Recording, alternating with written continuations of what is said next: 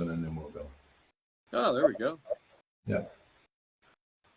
Creating live broadcast. All right, we're live right now. So to our audience, my name is Larry Keith, and with me today is Sensei Steve Scott. He's an 8th degree black belt in judo and is one of our speakers on the Takedown Confidence Summit. And welcome, Steve. Good to see you this morning. Good to talk to you again, Larry. I love what you're doing, so keep it up, brother. Thank you. I love that you got involved with this, and you know, for our audience out there, the Takedown Confidence Summit. I'll give you a brief summary of what this is. It's an online virtual conference where I interviewed 30 different experts in BJJ, judo, sambo, wrestling, and we talked about the importance of takedowns and how to do those takedowns, how to implement those takedowns safely with your students and with yourself, and how to build that confidence that we need to become more complete grapplers by including takedowns. You know, like I always talk about, I see it as a transition to the ground, not a separate thing from the ground. So, Steve Scott was kind enough to be one of our speakers. I did an interview with him, and we're going to talk a little bit about that. But we're to first, you know, give you the dates. November 18th, 19th, and 20th is when the summit will be broadcast, and you'll be able to register. I'll post a link here in the comments here in just a second. Actually, give me just a second. I'll do it right now. I just need to get in here and find it again. I just had it. Let me see here. Give me 3 seconds. Almost there. I'll copy that and paste that in our comments right here.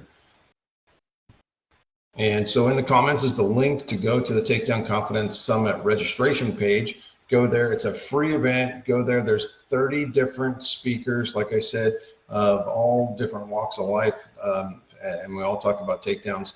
And so let's talk a little bit more, Steve, about you know, maybe tell the audience why you felt like this was a worthy project for you to get involved with. Well, you know, Larry, what you're doing is a really innovative and unique thing. And I think blending everybody, you know, I think everybody who's watching this, and so both you and I certainly believe in cross training. I mean, I think that's, you got to do it. You got to do it. And you're bringing a whole lot of different people from a whole lot of different backgrounds to kind of make a really good point about how technically we need to be as complete as possible. And your takedowns, throws, transitions, they're all important links to the ground. You know, I tell my guys that I train, you know, a throw, you know, you can end a fight with a throw, but often it's a transition to the ground. And you want a complete package. And I think that's what you're presenting to everybody who watches this. You know, we now have a complete package of not just a throw singularly, not just ground fighting singularly, but how they combine to make a complete package for success in any type of grappling or combat sport. Yeah, and that's kind of the point, and it's kind of it's true on both sides. You know, I think in BJJ, typically you'll find a weakness in the takedown game, but a really strong ground game. And then for, you know, especially modern judo, you're going to see a really strong takedown game, a little bit of weaker area in the groundwork. And I believe that, you know, both sides are competent, right, to a certain degree, but it's not balanced at all, right? So you might be, you know, a level 10 at your groundwork and a level 3 at your takedowns. It would be better to balance that out a little bit, you know, to be a more, at least from a martial artist perspective, correct, to be a balanced martial artist, you know. You know, I agree. You know, and what we're seeing in, you know, like the International Judo Federation rules, it is predominantly throwing, Yes. and then on the other extreme, like you just mentioned on BJJ, it's almost, you know, 90% at least groundwork, you know. So neither judo or BJJ have that in their founding. They have a more well-rounded approach to grappling. Both do. Yeah. And judo is, you know, like when Kano developed judo, Jigoro Kano, 60 to 70% was throwing technique, and 30 to 40% was than there was their ground game. Well, I think as the BJJ evolved and developed, it kind of was reversed. It was about 70% ground game, maybe 60% ground game, and 30 or 40% throwing. And when they did that, they were more efficient in what they did. And I think what you're doing, and I really applaud you for it, is getting everybody together, no matter what the background you have in whatever sport, grappling sport is, you're going to gain something from this. And I think it's really, like I said, it's innovative and it's new, unique. Gosh, it's, that's why I joined on. I think it's a great idea you had. Really, really is. Well, I thank you so much for being part of it. Can you tell our audience a little bit about your background? I know I know because we did the interview and I've been following you for quite some time. Maybe you can share with our audience that's not so familiar with you what your history is and your background. Well, now I'm an old guy. I'm 69 years old. I've been doing this since 1965 continually. I've never taken a break from judo except for the period we had to stop in COVID for some time. But even then, we were able to get back on the mat and go do our thing. I started out in judo, and I branched off into what was called Kodenkan, or now Danzanryu Jiu-jitsu, when I was still a teenager. Got my black belt at 16 in judo, and I fell in love with it. That's what I wanted to do ever since, and I did. And I was fortunate enough to be able to get heavily involved in judo, be able to travel to a lot of different places, be on different teams as a coach, and work with a lot of national teams with our governing body in judo back then, U.S. Judo Incorporated, which is now USA Judo. Yeah. But then in the 90s, I really switched gears and started to focus more on grassroots, and I wanted to develop my club more and also grassroots development more, because I've been very involved. I've been to the World Championships twice as a coach. And also, I was heavily involved in Sambo. I got involved in Sambo in 1976, and it was like where judo was my wife, Sambo was my really hot girlfriend. Okay, I hope I don't offend anybody. And so I still have that really hot girlfriend in Sambo because I'm still actively involved in that. Yes. So that's also given me another perspective, and that's why. But because very early on, I saw that cross training was the way to go. By my early experiences at Danzanryu Jiu-jitsu. And then later, when my friend John Saylor in 1984 developed his Shingitai philosophy for training in Jiu-jitsu and self-defense and grappling, I jumped onto that, involved in his organization.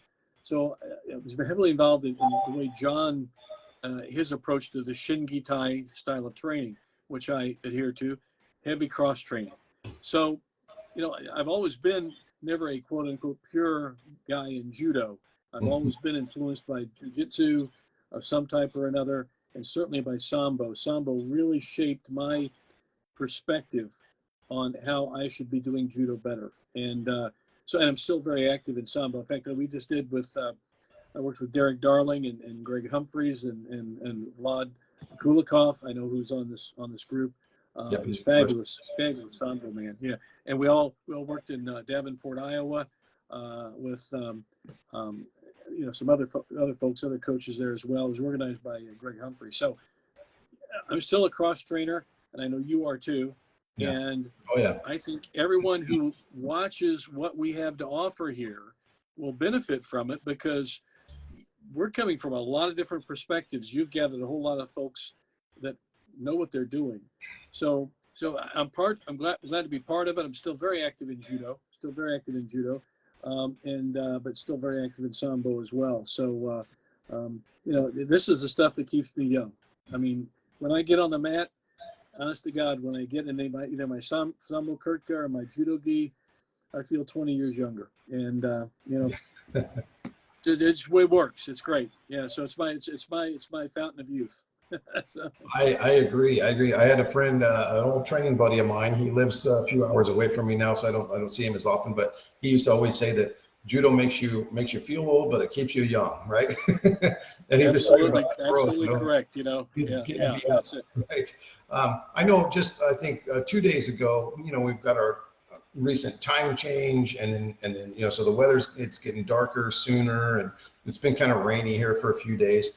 And so, you know, it kind of gets to you, and I was kind of not feeling really energetic, you know, that day. And I came in and taught class, and I had a, you know, and I talk about this all the time about how, you know, there are days when you don't really feel like training, but you go and you train and you're glad that you did, and you're glad that you did, right?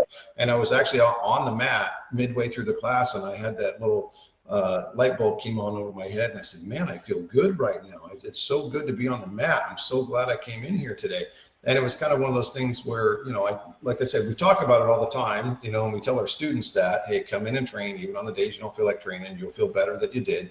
But I had that moment like midway through class, like, wow, I'm so glad I came in here and taught class today. This is awesome. It really, you know, made my day, because the rest of the day wasn't a bad day. It was just kind of like, blah, just kind of dragging, you know? Yeah. So Yeah. it really does, I think, make us feel better. And it does in its own way, promote a healthy lifestyle and longevity. You know, I think it's great for us. I totally agree. And, I have my own gym, my weight training gym in my basement.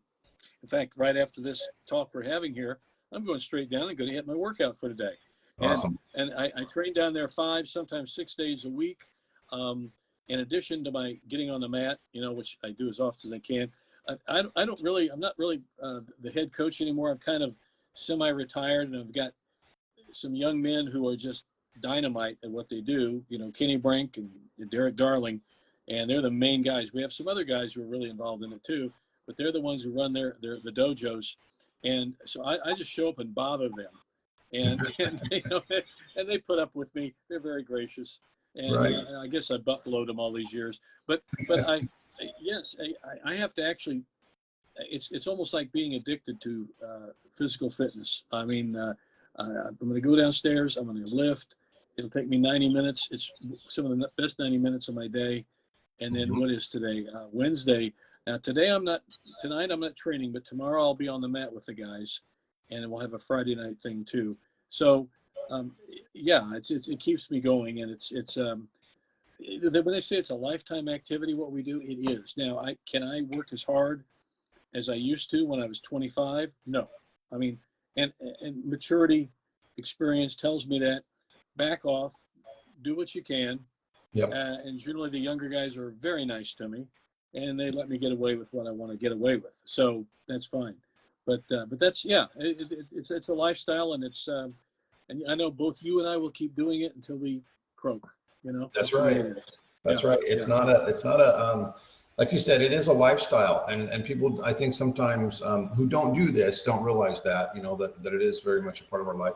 I know that, I've had a conversation many times with some of my, from teen into early 20s, typically, this is a conversation that happens where maybe they started training with us and they were single, and then they find a new partner, a new boyfriend or girlfriend or something, right? And they come and they, we have a conversation about it. Maybe it comes up in conversation. And so I take that time to have a talk with them, and I say, listen, this is important. You make sure that you let that person know that this is part of who you are, what you do, right? Oh yeah. Because if they like you the way that you are right now, that's partially because you do this. Right. And if they get jealous of this and try to pull you away from it, you're not going to be the same happy person that they're falling in love with, right? So you need to clarify, hey, I need my training days, right?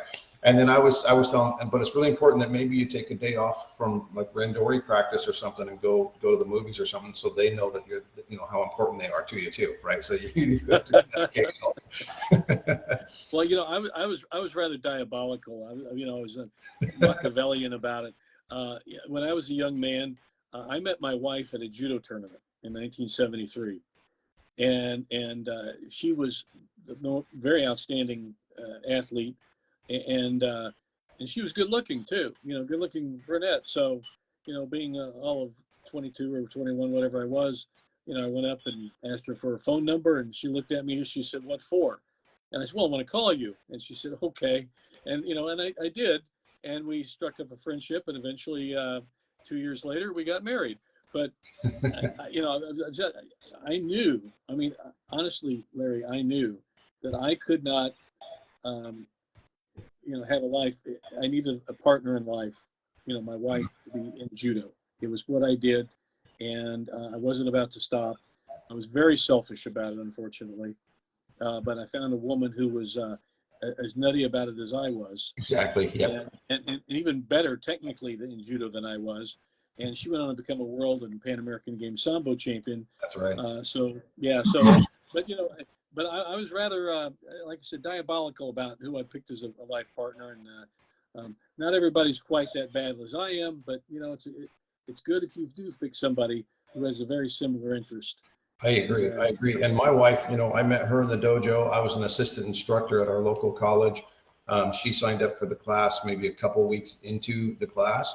And so my sensei assigned me the task of getting her caught up with everybody else. And so that's how we became acquainted. And she's from Russia. And so she went back home to Russia that summer. And when she came back in the fall, we started dating. And as she says it, she always says that I threw her and she fell for me. And I always say that she swept me off my feet. She swept me off my feet, right? So that's our story. But, you know, and she's been on the mat for 21 years now. She's had her judo black belt since 2008. She's helped me with countless seminars. You know, when we go to Russia, she's my translator for all the seminars that we teach there. She just got her Jiu-jitsu black belt from Carlos Machado on October 9th. So that's another big accomplishment for her. So she's double black belt. Excellent. Good. Yeah, well rounded. Those are good lines. I wish I had thought of those years ago. Yeah, she's the one that came up with that. She said, "Yeah, he threw me and I fell." She swept me off my feet. I like that one. That's a good one. Yep, exactly. So that's our introduction when we go places to teach seminars. That's always when we're tag teaming on something like that. That's her line. So that's pretty funny. So you know, on the opposite of that, my wife has 3 sisters and they're all black belts in judo. And the youngest of the 3 is Janet. She went on to be a world sambo and Pan American Games champion as well. But the middle sister, Ellen, very good. She placed in the junior nationals and stuff. But she ended up getting married and kind of being normal. But I remember her telling me a story when she was about 16 or so and very good at judo. She was dating a football player from her high school, and he was teasing her about, because she's only 5 foot tall. And he was teasing her how there's no way he could, you know, she could throw him. And so she grabbed him. Yeah, that's right. And she grabbed him and threw him with an ogoshi in the front yard of where she was growing up. And he promptly broke up with her. And to this day, she said, "I'm so glad he did. I got somebody better." You know, later on in life, you know. So, but it work the other way. You can, you know, weed them out, as it were, and that's what she did. And that was a good move on her part. Nice ogoshi too. She told me she really slammed the guy, so I thought that was great. You know, and truth be told, I mean, it can be intimidating for the other person sometimes. You know, I think we've got a few young ladies that train with us here, and they're pretty good at what they do. And I think that, you know, when they meet a new fella, you know, it's one of those things where either he's gonna like that part of her, or he's gonna be kind of intimidated by it and try to, you know, it's like maybe it's not gonna work out. So we've seen that happen a few times, and you know, it's a good thing because you're weeding out that.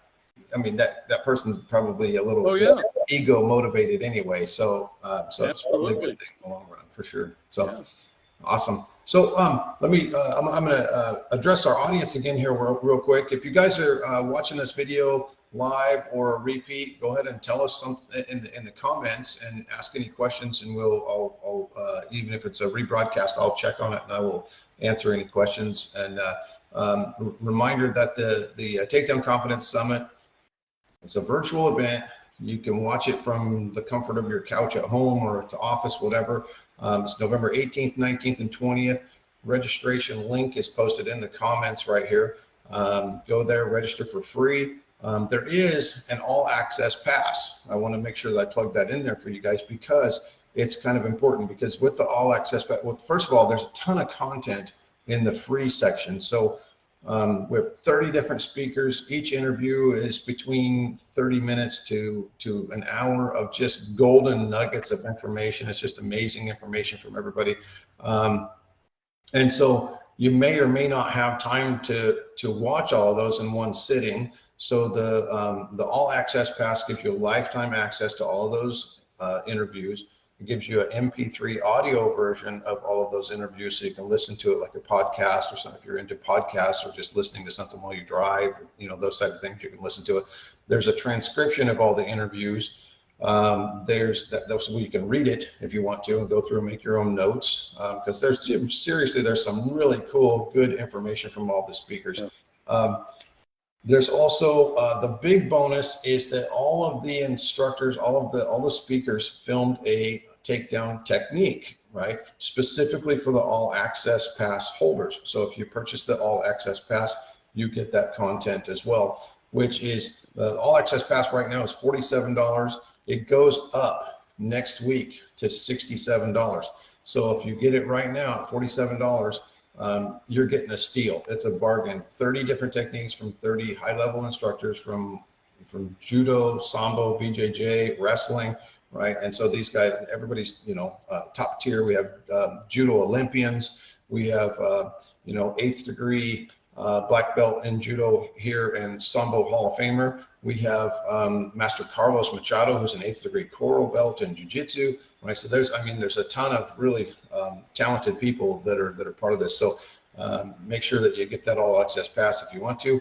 But the summit is free. All you got to do is register for it. But if you don't have time to watch all the videos in that 3-day period, then the best bet is to buy that pass for $47. It's a steal. I know that when you go on other websites, BJJ Fanatics and that type of thing, just to get that many technique videos is going to cost you at least double that, right? If not even more. So make sure that you guys all go check that out. The link is posted in the comments. So another real quick thing for you, Steve, what would be your best recommendation for our viewers on why you think they should watch and register for this event? Well, again, you know, we have such a variety of coaches and people who are really committed to this lifelong, commitment to what we're doing, and they really, each of them has a unique approach that works. I mean, you know, there's no cookie cutter thing to what we do, you know, and you have to find that a unique approach that works best for you, that identifies for you, and you're giving people an opportunity to do this. Yes. You know, we've got a variety of people here who really know what we're doing. And not to brag, but you know, it really is, like I said, an innovative thing.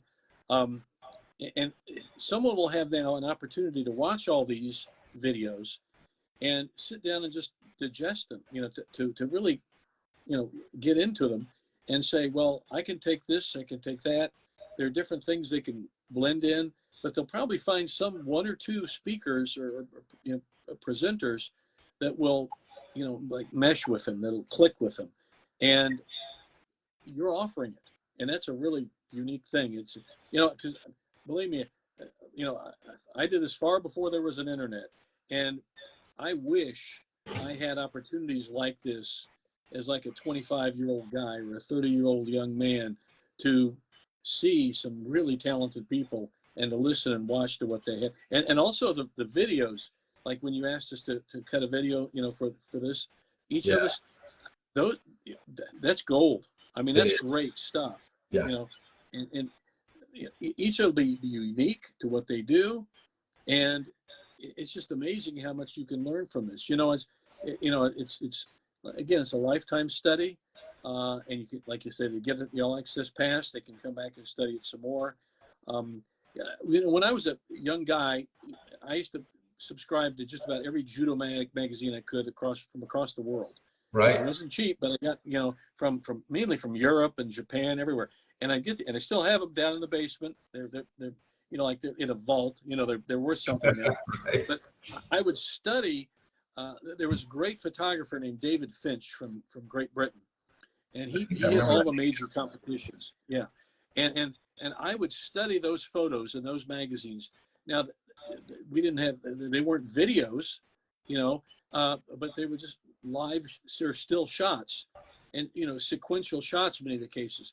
And I would have to sit there for hours and study why did this technique work this way? How did he get in this position? But now we have something even better. What you're presenting, you know, on video, Right. people who know what they're doing, and so they don't have to, you know, like try to solve a really hard puzzle. You know, it's already there for them. They can watch it, Yeah. rewatch it. You know, like Marshall McLuhan said, the first time is cognition, the second time and later is recognition, recognition. So Right. they have a chance to recognition, as it were, all these great techniques. And Yeah. I hope they take advantage of it, because it's, like I said, it's unique, innovative, and certainly I'm pleased, very pleased and proud to be part of it. Really. Yeah. Thank you, sir. It's an honor to have you here with us too. You know, it's just like, I'm blown away by the people that are involved with this. And, you know, and I got to do the interviews, and then I got to review the interviews when I did, you know, the editing to post them as videos. And so I got nuggets of information when the first part doing the live interview, you know, and then when I went back and did the editing, I got to listen to it again. Right. And then I go through the transcripts, and I get to read through it and make sure that, you know, the transcripting, you know, that like all that stuff is accurate. And so all these nuggets of information I've been like getting again and again and again, and you'll catch something that maybe you missed the first time, or maybe didn't quite understand it the way that you will the second time, you know, when you first heard it. And so that's why I recommend just watch and watch again and watch again. There's just so much information that it's kind of overwhelming, right? That you do have to go back and view it again to get the most benefit out of it. You know, speaking of that, I as you know, I run a YouTube channel, and we're very active in social media, Facebook, with a lot of videos that we do. And I know what you're going through, because when you were editing all those, I know you're and I know you're thinking, man, this is great. I'm learning from this. Absolutely. How much has helped you personally, even though you're the guy behind all this. Yeah.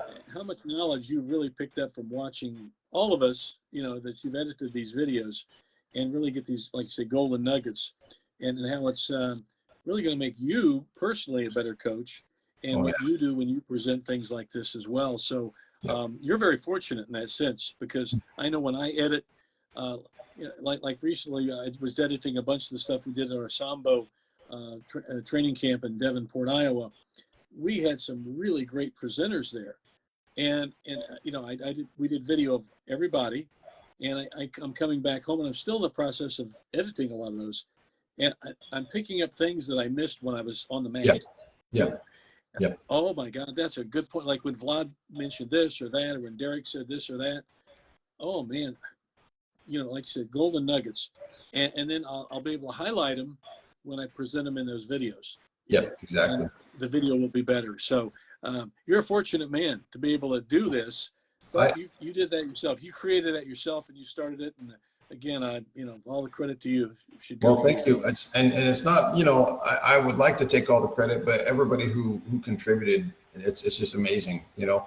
And the willingness from everybody that, you know, that's part of the summit to get on there here and talk about things, you know, like and one thing I've said over and over again is, like, it wasn't difficult for us because we like talking about this stuff, because this is our passion, you know. And so it wasn't like we had to pry information out of anybody. It's like, hey, I have something to say, and I say it well, and I say it often, right? That's kind of a motto, right? But exactly so right. That's kind of how all the speakers were. You know, I enjoyed every single conversation that I had with everybody, and like I said, there was parallels in tech, you know, in the technical aspect of what we do, but there were also some really unique little perspectives from each of the speakers as well, which makes it worth it to watch all the videos, right? Because you'll get something, you know. Riley Bodycomb does a really good job at introducing. Riley's very good. Riley's very good. His particular strategy of how he uses takedowns in jiu-jitsu. I mean, he's very specific about it. He has a very strong game plan, you know. And so listening to that interview, I was like, wow, you know. And it's one of those things where it's somewhere it's in the back of your head, but maybe you didn't really think about it that way, right? And so it's more bringing it forward, like, oh, that's right, I was doing that, but I didn't realize that I was doing that. Right. So, well, you know, about Riley, real quick, few years back at the Pan American Championships, when they were they in Paraguay? They were in Paraguay, I believe. And one of my guys, Derek, was on that team too. He got a bronze medal, but Riley won the gold in I forget what weight class it was in. I think 149 or something. Yeah. But as I recall, he won all his matches by leg locks. Oh yeah. Every one. And watching the videos, God, this kid's good. He's good. And Yes. and you know, in Sambo, it's very much like judo. It's just starting up. But Sambo is a throwing and submission game basically. Yep. And so he's getting his points for getting the man down, in the transition, and he has every intention of like blocking this poor sucker's ankle or knee or something like that, which he did. But that's the beauty about Sambo. I love it because, like we say, it's a total package. He exemplified that, in high level competition. And it's fun to watch it. It's interesting, and it's just like, oh man, when a guy does it that well at that level of competition, you gotta like him. You just gotta like him, And yeah, but that's what we're talking about, because he has a wide variety of skills from a wide variety of different disciplines he's practiced in his life, and that's why everybody in this conference, we all have that same opinion, and I gratuitously steal anything that's going to work for me or my guys from somebody else. I'll give them credit, right? But at the same time, I'll steal it because I know it works. And that's and you're looking for stuff that has a good rate of success. But each individual person is going to have a particular move. Will have a higher rate of success for you. They have a lower rate of success for somebody else not built like you. So that's where you got to make it work for you. So, but yeah, guys like Riley Bodycomb, other people like that, you got a good crew. I mean, I'm in good company here. I'm pleased to be there. It's just, like I said, everybody that I interviewed was just awesome interviews. Every single one of them. I enjoyed, talking to everybody. And then it's also kind of, I think, we're reaching out to various communities this way too, and kind of trying to unite those communities a little bit to a like-minded group of people that, hey, we realize that takedowns are part of the game and it's important, and the grappling is part of the game and it's important, but we need to kind of blend those things together a little better and not separate them. And one of the discussions, that's reoccurred, throughout the interviews is how the sport tends to dictate how we practice, and then also because we have to adhere to the rules of the sport, it tends to change, some methodology and take away some of the combativeness from it. And so I think takedowns and that type of thing, obviously in self-defense, a takedown is a very good tool to have. Knowledge of takedowns is a good tool to have to prevent somebody from taking you down in a street self-defense type situation. So I just think those things are super important, and I think everybody that's been with us on the summit agrees with that. So that's been the common. Well, you hit a very important message there, Larry. Because coaches coach and they teach based on the rules of the sport. Yeah. So really, the rules of the sport dictate what they teach, which is unfortunate in many cases, because I see that in judo, the current thing in judo now with the new international rules, they really don't emphasize at all ground fighting. I mean, it's there, you can win by the ground. There's still some great newaza, some good techniques on the ground that they're doing at the international level. But when you get down, when it filters down to the grassroots, I'll go do seminars at a judo club and I'll show things, and people will say, well, you can't do that anymore. That's not allowed. Yeah. So I even have one person, very close-minded person, say to a friend of mine, said, well, if the IJF doesn't permit it, it's no longer judo. And that's a terrible attitude to have. It really is. And I doubt if anybody with that attitude will be watching what we're doing. I wish they would, because it would open their minds and they would see, what you can do. And so you see that, and I'm not keen, I'm not big in the BJJ world, so that may be happening in BJJ as well. Yeah. Well, if this isn't in the rules, we don't do it. It's no longer, Brazilian Jiu-jitsu but that's why kind of like Sambo, because we'll do anything in Sambo. Right. Yeah. We'll steal anything. Well, even And the freestyle judo that you guys have, I really like Yeah. the rule set for freestyle judo, because you get, allow more time on the ground, and the scoring system is a little bit different. Yes. And I think, there's a freestyle sambo movement too that kind of has a similar approach where the rules are. Steve Kepfer started that some time ago, who is a good friend of mine, Steve, and he's one of the best sambo men I know, certainly in the United States. And yeah, he was like the innovator of the freestyle sambo. Great. Yeah. And I wasn't thinking of Steve when we developed the freestyle judo rules. I really wasn't. But when you look at it, it's wide open, just like, it's not like anything goes like, the WWE or something. Right. But we do allow a wide variety of things that are no longer permitted in sport judo in the IJF, but used to be allowed in judo, and they were safe. We don't allow, we don't, things that are injurious to somebody, we don't allow. But, all the stuff you used to do. And Steve has done that with the freestyle sambo as well. Yep. And the one thing that we wanted to do when we started the rules of freestyle judo was include leg submissions, just like in sambo or jiu-jitsu. Mm-hmm. But we really thought that over a lot.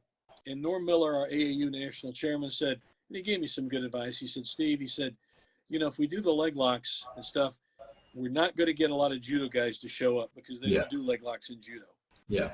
You're right. Even though in the old judo, the old Kodokan, they do have some leg submissions. Oh, yeah. You'll see in the old, turn of the century, but it's not anymore. So that was good advice.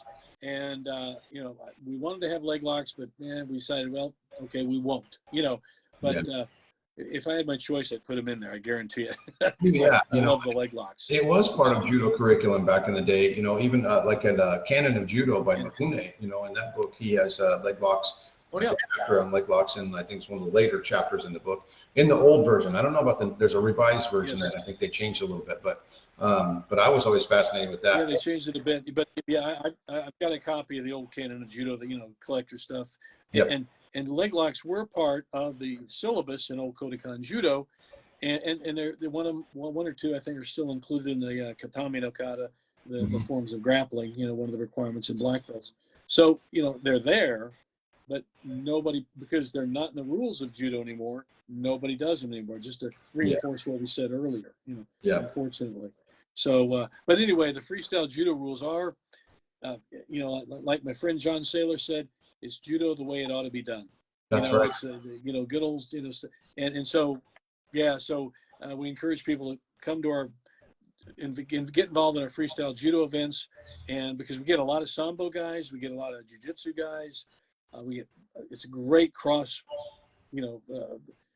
training and cross fighting of a lot of different styles of grappling. Really, I think it's a great crossover for all those guys, for the judo, sambo, and jiu-jitsu guys, because it's the closest thing where the rule sets that they're used to in their individual sports are going to intersect and still be within their methods of they've been training, that when they're going to prepare, they're going to be able to prepare for that and not have to do something completely separate than what they've been doing. They're going to be able to adapt pretty quickly to those rules. I really like that.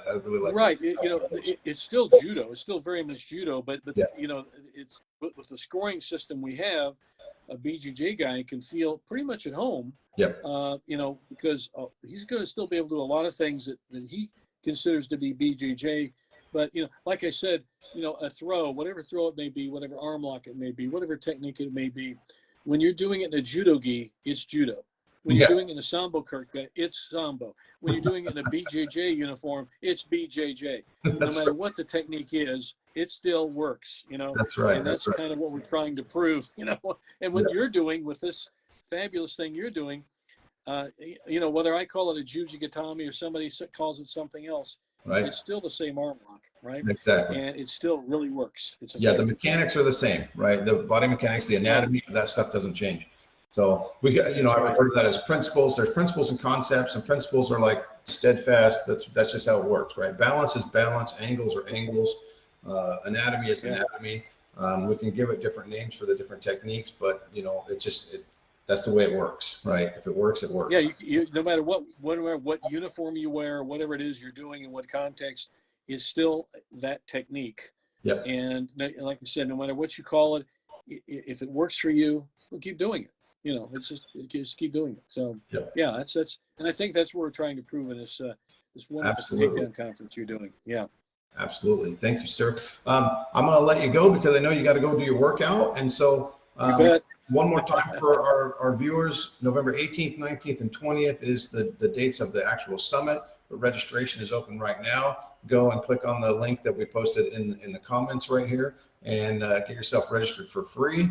And then if you want, you know, on that website, it explains the all access pass, so you can check that out too. So thank you again, sir, for getting on here and chatting with me on Facebook. I know it was kind of a little, we had a little bit of a juggling act to get on there, but we finally got it happening. So we got on, you know, yeah. Thank you for your patience, by the way.